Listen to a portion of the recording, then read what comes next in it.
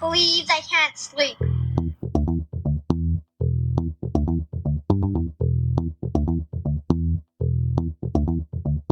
It's time to listen to Courtney at last on the Ramblings of an Insomniac podcast.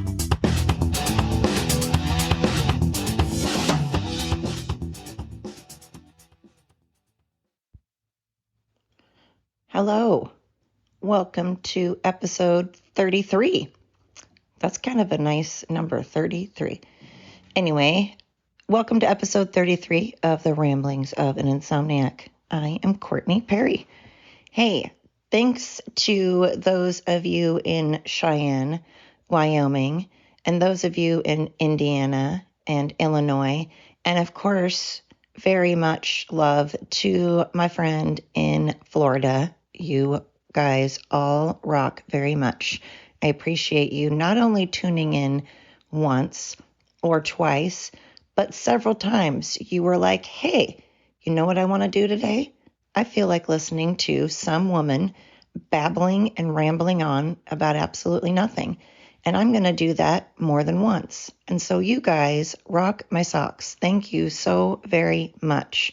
I appreciate you. I appreciate everybody. Like I always say, I appreciate those that have tuned in one time, just even one time, and gave me a shot. I appreciate it. Whether you listen to me again or not, I appreciate that you ever gave me the chance in the first place. So, what has been keeping me up at night? Well, thanks to my friend, Allison, maybe I'll be getting some sleep. Who knows? As you all know, I didn't make the conscious decision. I just, for whatever reason, stopped taking my medication, which was pretty dumb because I was feeling great. I mean, I did a whole podcast on the fact that I was feeling great. I tend to sabotage myself like this, though. I will start feeling better, and then I get sidetracked by other things in my life, and I forget to take care of myself. So it's a problem. And it's one that I ended up finally going to go talk to my counselor again. So I'm going to work on this problem that I have of enabling others and not taking care of myself and all of that good stuff. So that has been on my mind. I finally, was like, I definitely need to go talk to somebody. Because again, when I was going to counseling and taking this medication, I was feeling great. I wasn't feeling like a zombie. I wasn't feeling like a Stepford wife. I still had emotions. I still felt emotions. I just didn't live in those emotions. I didn't drown in those emotions. So, I just need to learn to care for myself. So I'm wondering how many others do that. Do you guys find yourself doing great and everything's great, and then your life kind of revolves around other people? Just meaning if someone else in your life is having a bad day, then you're having a bad day. Do you sort of absorb all of other people that you love and care about? Do you absorb all of their emotions and kind of take them on? I saw this really cool, it was actually a TikTok video, and it stuck with me ever since I saw it. And it was a woman talking about being an empath and how being an empath, people that, say that they are an empath, they will tell you that they can feel other people's feelings. I, by the way, consider myself an empath. I've always said I feel like I don't know if it's empath or empath. I don't know if that's like a tomato thing, potato, if it's empath or empath. I don't know. Maybe I'm saying empath and it's supposed to be empath.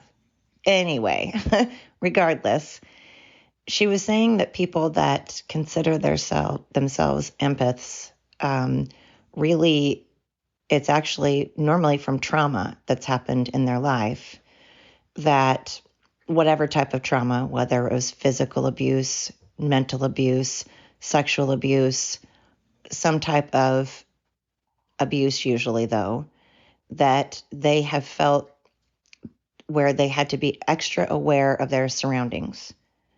So when you go into a room, you will immediately check out people to see if they are a threat, to see if they are a danger. And you will check out each person to kind of see what their vibe is and what you feel their emotions are, if they're wearing anything different, if they're looking a certain way, if they're behaving a certain way. You'll just check out everybody's behaviors. And it's not that I do that. I don't like walk into a store and I'm like, okay, I'm not like some CIA, FBI agent just, walking in and checking out everybody. I don't feel I personally do that. But I do notice things in a room. I do notice maybe escape routes, or I will notice, if there's a person that's down the same aisle or close to me, of course I'm going to kind of give them a once over just to be sure they're maybe not a threat or something. But she was saying that a lot of times when someone is an empath, it's from some type of abuse, and they have a habit of checking out what rooms they're in and what their surroundings are to make sure that things aren't a threat. And I thought, holy crap, I never even thought about that. I never considered that. So again, that's kind of interesting that, I don't know how many people are like that. I feel, like I said, I don't go in and check out a room and I'm not like, all right, person wearing a red ball cap, person with a purse that, I don't do that. But like I said, maybe if they're in my immediate space, of course I'm going to be like, who's this person? And, but I just find it interesting because I feel it's more that if I'm in the line and getting ready to pay for something, I will maybe notice if I think someone looks sad or pissed, and I will want to know why. And so I will kind of give them a glance over and see, what their mannerisms are, and see if they're sad, then I want to know why they're sad. And if they look like they're angry, I want to know why they're angry. Because I care and because I want to help. And probably because I am assessing if they're a threat, assessing if they're so angry they're going to shoot up the place. I mean, I admit I do that because unfortunately the world we live in right now is very much, we're all on edge. I can't say we all. A lot of us are on edge. So I think everyone's kind of like, huh. It's like everywhere we look, we're just looking to see if someone's going to yell at us or protest or, freak out about something or whatever. So I think that's kind of goodness. Gosh, you guys, I'm having a hard time. Sorry. I think that's kind of what everybody does right now, is we're sort of hyper aware of our surroundings. And again, depending on where you live, I forget that I live in America, and sure, we definitely have our unsafe areas. We have places in America that are not safe at all. And nowadays, those places are all over. I mean, it's getting less and less safe. But in different countries, they're worried about war. They're worried about so many more threats.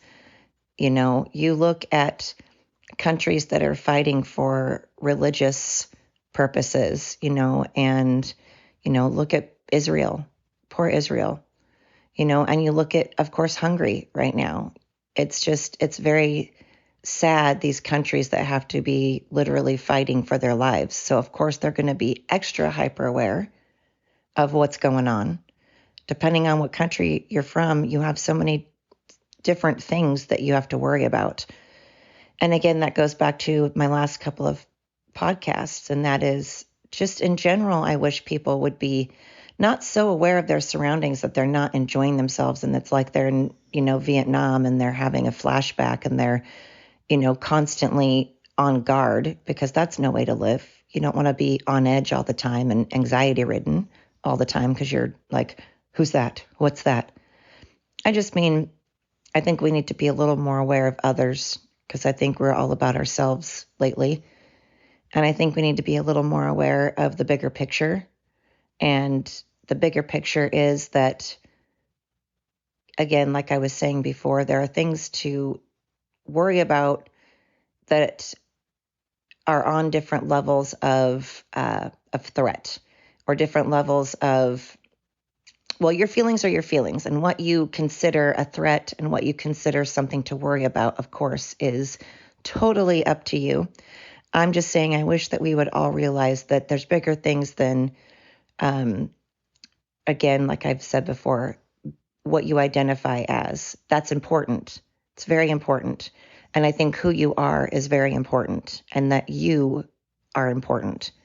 I'm just saying that if somebody accidentally calls you a he or a she, or somebody is thinking that because you are Asian that you are smart, or because you are white you can't dance, these are probably some things that are sad, because people shouldn't assume things about you, and things that, okay, may irritate you. But then we have things going on in Hungary, and things going on in Russia, and things going on all across the world that are, there's hunger and famine. There's sex trafficking. There's a fentanyl issue. There's poverty. There's corruption. There's corruption all over the place. There's the media and our government trying to take away our rights, trying to take our eye off the ball, distract us by shiny things. I think those are a little more pressing. Again, not that your feelings and who you are and that's not important. Of course that's important, but I feel like on the grand scheme of life, things going on in other countries and things going on in this country, like on our borders, are probably should be put to the forefront. They should probably be put above how you feel about being oppressed, and because you live in a, like, this whole thing about Michelle Obama. Sorry, I got a little sidetracked there for a moment. Sorry. So this whole thing with Michelle Obama trying to claim that her daughters have to worry about, if someone just sees the back of their head, implying that because they're black, if someone just sees the back of their head, that they're in danger because they're black. Give me an effing break. LeBron James, give me an effing break. You're not oppressed at all. You got pulled right the frick out of high school to go play basketball, professional basketball, playing in the NBA. You're not oppressed, my friend. Hate to tell you, Michelle Obama, you and your children also not oppressed. Let's just get a grip on reality right now. So, but those that are oppressed are women in the Middle East. You want to talk oppression? We'll talk women in the Middle East. You want to talk women in certain countries. You want to talk about people that are Christian, or people that are Jewish, or people that have certain religions in other countries that think that that's not okay. And now they're fighting, and they've been fighting a war for a long time. That's oppression. Oppression is not being able to freely speak your mind, like in certain Asian countries. In certain Asian countries, you can't even speak your own mind. You can't feel how you want to feel. So I feel, and because I'm in America, I'm sitting here on a podcast able to tell you my feelings. I'm a woman. I don't feel oppressed in any way. And it's not because I'm a white woman. I didn't get any privileges. I grew up in a, let's just say, less than great background. I certainly did not get things handed to me. I'll say that. And I can tell you that the large majority of my white friends, both female and male, have not had things handed to them. So, but I don't think any of us were oppressed by any means. I think living in America, you already kind of can knock oppression off the table in any way. Get over yourself. If you live in America, you're not oppressed. Although now living in America in 2022, oppression, I feel, is our government taking over and trying to make us all dumb as a box of rocks and not educate us so that we can all be ignorant people running around like idiots doing everything they say while they toy with us and use us as a bunch of guinea pigs and mess with us and make money off of us. I think that they love the fact that we're fighting with each other. I mean, they keep creating the issues. They keep stirring the pot while they sit back and laugh, while the rest of the world sits back and laugh. I mean, we are literally the laughing stock of the world right now, and that's embarrassing. How embarrassing. And we're allowing it, which is more embarrassing. I mean, we're allowing our government to just run rampant, do whatever they want, and try to take away any type of try to take away any type of media that allows us to show the truth. Anytime facts are presented on Facebook or Twitter or Instagram or YouTube or TikTok, anytime facts are presented, it suddenly gets taken down. Interesting. Anytime facts about our current government gets talked about, it finds its way in Facebook jail or being taken down. But you can spew all kinds of baloney and garbage that has no fact base whatsoever, no facts behind it at all. You can just make a bunch of accusations and point fingers, and that is allowed. That's okay. That's something that's promoted. It's promoted. It's condoned. It's like, yes, keep passing around hate and ignorance. Keep on making false accusations about people. It's sad. Those are things that we should be worried about. Our planet, we should be worried about our planet right now. We should be worried about our soil. We have been tilling our soil so long that we have basically no nutrients left. If you keep digging and digging and digging and toiling and, digging up the soil so that you can plant new crops, there's only so many times you can do that before you've just scraped off all the good nourishment. So we should be worried about things like our soil, about our land, about our rainforest. We should be worried about censorship. We should be worried about the lack of education that women in certain countries are allowed. We should be worried about our education here. I mean, we're a bunch of dumb shits in America, and it's embarrassing.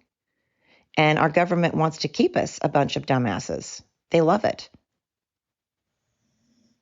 So I think we should be worried a lot more about those things. Gosh, I'm a salty ass bitch lately. I am just salty, man. Don't worry. I am going to my counselor again next Tuesday. So not today, but this coming Tuesday. And I'm getting back on my regime. So hopefully my podcast will be less salty, because I am just on them lately. I am like on my soapbox. I am up there on my high horse. Goodness. But how can I not be upset when you turn on the TV and you just see lies and you see this puppeteering that's going on and this manipulation? And when you see it going on in other countries as well, it's sad. It's not okay. And how can you bury your head in the sand and pretend it's not going on? How can you just turn a blind eye and be like, well, I guess it is what it is?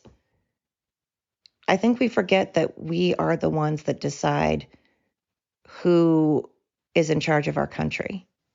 And unfortunately, supposedly, I'm one of those that does not agree that Joe Biden won the vote at all. I think that's a bunch of horse manure. I don't think he should be our president. I don't think he was elected our president at all, but he is. So I have to deal with that. I'm not going to riot and picket about it. I'm not going to throw a temper tantrum, but something does need to be done. It does need to be discussed, and we shouldn't allow it again. I hope to God it doesn't happen again. We shouldn't allow that. And all these countries that are dealing with corrupt governments, that's sad. It's sad that we can't just say, hell no. What the hell are we doing? Why don't we just stand up? And I understand, because it means we'll get shot, we'll get killed. I mean, in some countries, you can't fuck around with that. You can't just all stand up and be like, screw you, we are not doing this anymore. Because obviously, when you're part of a government, they have all kinds of weapons and they can just kill you. And unfortunately, there are people that are so brainwashed to think that their government or that their ruler is a good person or are good people. They're so brainwashed that they think that, they're doing the right thing. But that started getting me to think of things like, how do we know, who are we to say what's good and bad? I used to watch a show called Dexter. I'm sure many people have heard of that show. And the concept is that he was young and always had these feelings of basically wanting to kill. And so his father was a police officer and said, gosh, these feelings are in you so deep that let's steer them in a better direction, in a healthier direction. And basically they made up this code where Dexter would be allowed to kill people as long as they were bad people, as long as they were people that fell through the system, that maybe somehow fell through the cracks and got away with whatever it is they did. And so he was like, yeah, I'll kill the bad people that should be in jail or should have got killed anyway. So I'm doing society a favor by removing them from the planet. And then at the same time, I'm feeling my need for killing. So part of the show was, but who are you to decide what's good and bad? Who are you to decide who is good and bad? What moral code do you live by that says, well, just because someone's bad and fell through the cracks, that means that I get to now kill those people? Because killing is bad regardless if you're killing someone that's good or bad. Killing is killing. You shouldn't be killing somebody. So I loved that concept of the show. It's like you have to balance those morals. Like, is it moral to kill somebody if they're a bad person? Or is that still bad because two wrongs don't make a right? An eye for an eye and we'd all be blind. So I love that whole concept, but that's just it. But then you have our government and you're like, well, we think they're terrible, but there's others out there that don't. Either they're brainwashed or they just genuinely don't think that the people ruling their country are bad. And so unfortunately, that's what makes it hard, is that you would have to have complete anarchy, we'd have to all wake up and be like, and storm in DC and take over. And of course, that's not going to go well.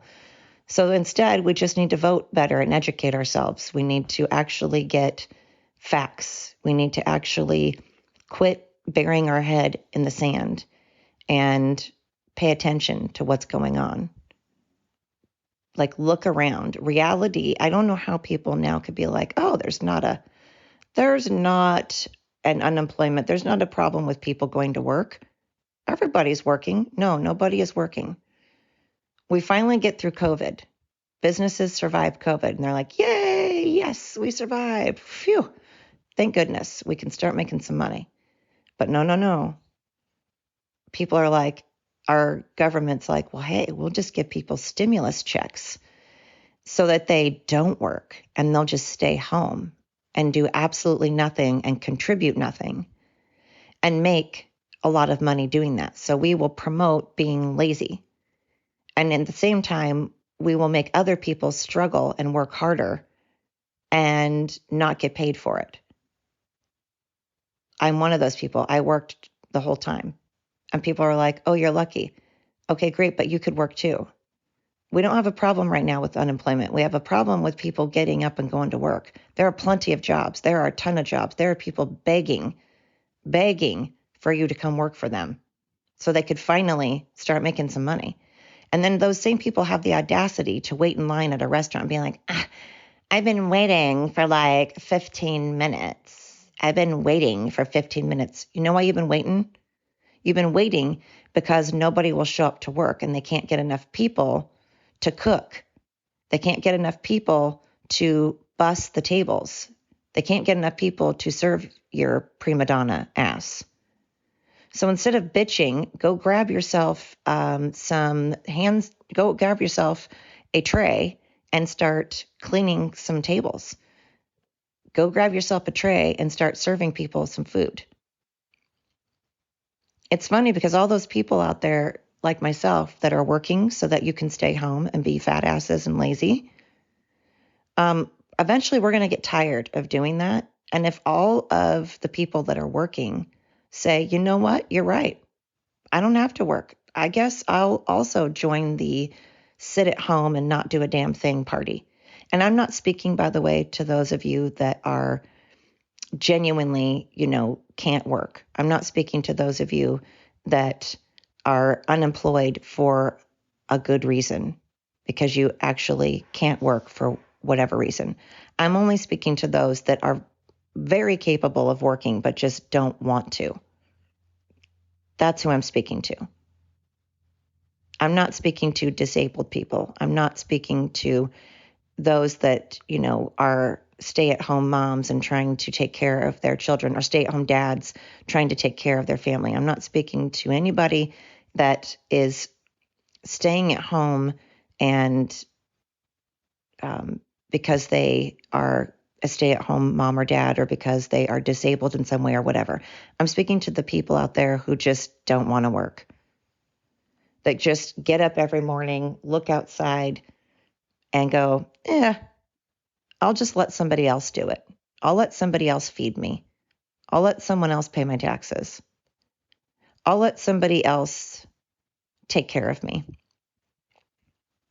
If all of us got together that are working and said, screw you, I want to join the stay-at-home club, then what happens? What happens if all the people working right now say, screw you, I'm tired, I'm not doing this anymore. If I can get paid not to work, then I'm also going to stay home. Here's what happens. Now you have nobody to hike up taxes. You have nobody to take their money from anymore. And you have no more businesses. Because if we all just shut down and we all stop working, then where are you going to get your food stamps from? Where are you going to get your OHP from? Where are you going to get your free shit from? Because you're getting all that right now from the people that are paying taxes. So I'm just saying, at some point, people might get sick and tired of taking care of you, and you're going to have to know how to take care of yourself. Same with this whole education. Let's lower our standards so that others don't feel bad. In what world? I think we are the only country. I want to hear from other countries. I want to hear from other people. I swear that America is the only country that's like, I have an idea. Let's dumb ourselves down. Let's be as uneducated as possible so that other people don't feel bad. What? What the hell kind of logic is that?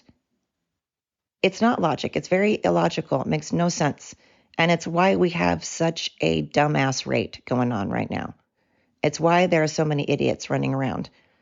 It doesn't make sense why we would say, you know what, a person from a certain race, you, a person from a certain gender, we feel that you're idiots. And because we feel you're idiots and you're never probably you're not capable of learning, you're not capable of being anything other than oppressed and stupid.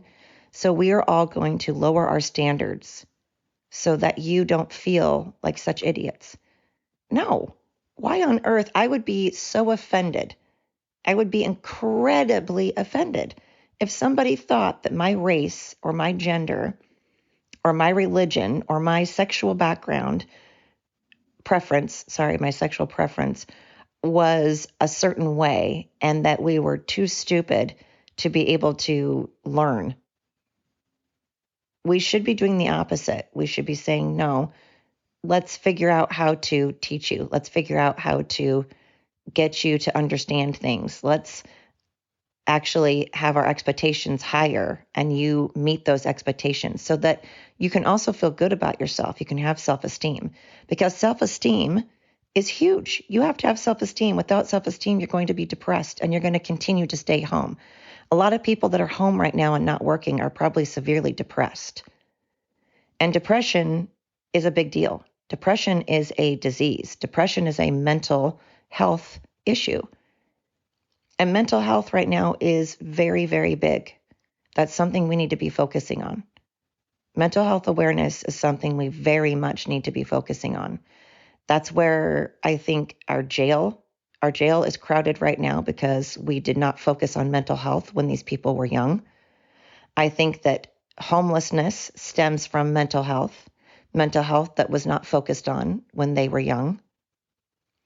I think that so many things right now stem from our mental health, and that is what we need to be focusing on. We need to focus on having more counselors, having more therapists, having more access to counseling and therapy, having more access to educating ourselves on what bipolar and depression and anxiety and stress does to us.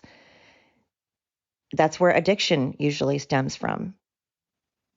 And so we really need to be focusing on mental health. That would solve so many problems or help with so many issues. It would help with homelessness, with addiction issues. It would help with depression. It would help with our jails being overcrowded. It would help with so much. Anyway, those are the things that have been on my mind. Mental health is huge.